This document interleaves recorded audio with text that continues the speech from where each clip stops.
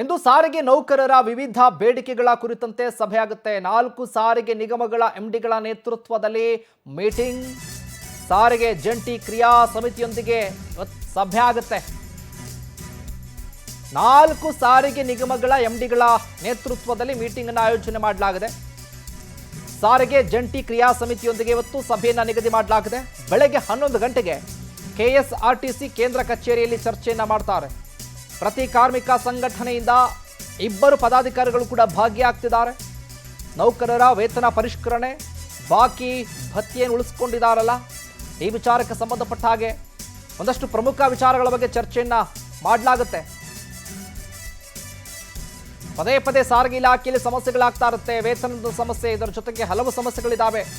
ನಿರಂತರ ವರ್ಷಕ್ಕೆ 1 ಬಾರಿ ಕೂಡ ಹೋರಾಟವನ್ನ ಮಾಡೋದಕ್ಕೆ ನಿರ್ಧಾರವನ್ನ ಮಾಡಿಕೊಳ್ತಾರೆ.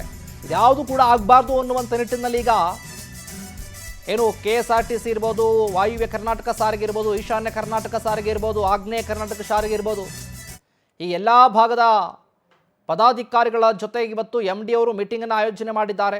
ಸಾರಿಗೆ ಜಂಟಿ ಕ್ರಿಯಾ ಸಮಿತಿಯೊಂದಿಗೆ ಇವತ್ತು ಸಭೆ ಆಗುತ್ತೆ 11 ಗಂಟೆಗೆ ಕೇಂದ್ರ ಕಚೇರಿಯಲ್ಲಿ. ಏನು ಶಾಂತಿನಗರದಲ್ಲಿರುವಂಥ ಕೆಎಸ್ಆರ್ಟಿಸಿಯ ಕೇಂದ್ರ ಕಚೇರಿಯಲ್ಲಿ ಸಭೆ ನಿಗದಿಯಾಗಿದೆ. ಈ ಸಭೆಯಲ್ಲಿ ಒಂದಷ್ಟು ಬೇಡಿಕೆಗಳನ್ನು ವಿಚಾರಕ್ಕೆ ಸಂಬಂಧಪಟ್ಟ ಹಾಗೆ ಕುರಿತಂತೆ ಚರ್ಚೆ ಕೂಡ ಮಾಡ್ತಾರೆ. ಆ ಒಂದು ಸಿಬ್ಬಂದಿಗಳಿಗೆ ಸಮಸ್ಯೆಗಳು ಏನೇನು ಆಗ್ತಿದ್ದಾವೆ, ವೇತನ ಆಗಿರ್ಬೋದು, ಮತ್ತೊಂದು ವಿಚಾರಗಳಾಗಿರ್ಬೋದು, ಇದ್ರ ಬಗ್ಗೆ ಕಂಪ್ಲೀಟ್ ಆಗಿ ಮಾಹಿತಿಯನ್ನು ಕೂಡಿಸ್ಕೊಂಡು ಬೇಡಿಕೆಗಳೇನೇನು ಬಗ್ಗೆ ಚರ್ಚೆ ಮಾಡ್ತಾರೆ. ಎಸ್ಎನ್ದೇ ವಿಚಾರಕ್ಕೆ ಸಂಬಂಧಪಟ್ಟ ಹಾಗೆ ಹೆಚ್ಚಿನ ಅಪ್ಡೇಟ್ಸನ್ನು ಕೊಡ್ತಾರೆ ನಮ್ಮ ಪ್ರತಿನಿಧಿ ಮಂಜುನಾಥ್ ಸಕ್ರ ಫೋನ್ ಸಂಪರ್ಕದಲ್ಲಿ ಜಾಯ್ನ್ ಆಗಿದ್ದಾರೆ. ಮಂಜುನಾಥ್, ನೋಡ್ತಾ ಇದ್ದೀವಿ 4 ವಿಭಾಗಗಳು ಅಂದರೆ ಕೆಎಸ್ಆರ್ಟಿಸಿ, ಈಶಾನ್ಯ, ಆಗ್ನೇಯ, ವಾಯುವ್ಯ ಕರ್ನಾಟಕ ಸಾರಿಗೆ ಎಲ್ಲ ವಿಭಾಗದರು ಕೂಡ ಸೇರ್ಕೊಂಡು ಸಭೆ ಮಾಡ್ತಿದ್ದಾರೆ. ಒಂದಷ್ಟು ಬೇಡಿಕೆ ಇದೆ, ಇದರ ಜೊತೆಗೆ ಆಗ್ರಹ ಕೂಡ ಇದೆ. ಹಲವು ಬಾರಿ ಹೋರಾಟವನ್ನು ಹಿಂತೆಗೆದುಕೊಳ್ಳುವಂಥ ಪ್ರಸಂಗ ಕೂಡ ಆಗಿದೆ.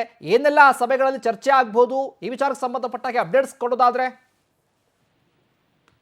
ಶಿವು, ಈಗಾಗಲೇ ಏನು ಸಾರಿಗೆ ನೌಕರರು ಸಾಕಷ್ಟು ತಮ್ಮ ಬೇಡಿಕೆಗಳನ್ನ ಈಡೇರಿಸಿ ಅಂತೇಳಿ ಸರ್ಕಾರದ ವಿರುದ್ಧ ಸಾಕಷ್ಟು ಆಕ್ರೋಶಗಳನ್ನ ವ್ಯಕ್ತಪಡಿಸಿದ್ದಾರೆ. ಜೊತೆಗೆ ಸಾಕಷ್ಟು ಬೇಡಿಕೆಗಳನ್ನು ಕೂಡ ಇಟ್ಟಿದ್ರು. ಆದ್ರೆ ಯಾವುದು ಕೂಡ ಅಂದ್ರೆ ಅವರ ಬೇಡಿಕೆಗಳು ಈಡೇರಿಲ್ಲ. ಸೊ ಹೀಗಾಗಿ ನಾವು ಮುಂದಿನ ದಿನಗಳಲ್ಲಿ ದೊಡ್ಡ ಮಟ್ಟದಲ್ಲಿ ಹೋರಾಟ ಮಾಡ್ತೀವಿ ಅಂತ ಕೂಡ ಹೋರಾಟ ಮಾಡಿದ್ವಿ. ಜೊತೆಗೆ ಆ ಪ್ರತಿಭಟನೆಗಳು ಕೂಡ ಮುಂದಾಗಿದ್ವು. ಆದ್ರೆ ಯಾವುದೇ ಕಾರಣಕ್ಕೂ ಜನಸಾಮಾನ್ಯರಿಗೆ ತೊಂದರೆ ಆಗುತ್ತೆ, ಹೋರಾಟ ಮಾಡಬೇಡಿ, ನಿಮ್ಮ ಬೇಡಿಕೆಗಳನ್ನ ಈಡೇರಿಸ್ತೀವಿ ಅಂತೇಳಿ ಸರ್ಕಾರ ಅವ್ರಿಗೆ ಒಂದು ಭರವಸೆನ ಕೊಟ್ಟಿತ್ತು. ಆದ್ರೂ ಕೂಡ ಒಂದಿಷ್ಟು ಭರವಸೆಗಳು ಈಡೇರಿಲ್ಲ. ಸೊ ಹೀಗಾಗಿ ಇವತ್ತು ಏನು ಶಾಂತಿನಗರದಲ್ಲಿರುವಂತಹ ಕೆಎಸ್ಆರ್ಟಿಸಿಯ ಕೇಂದ್ರ ಕಚೇರಿಯಲ್ಲಿ ಇವತ್ತು 11 ಗಂಟೆಗೆ ಸಭೆ ನಿಗದಿಯಾಗಿರುವಂತದ್ದು.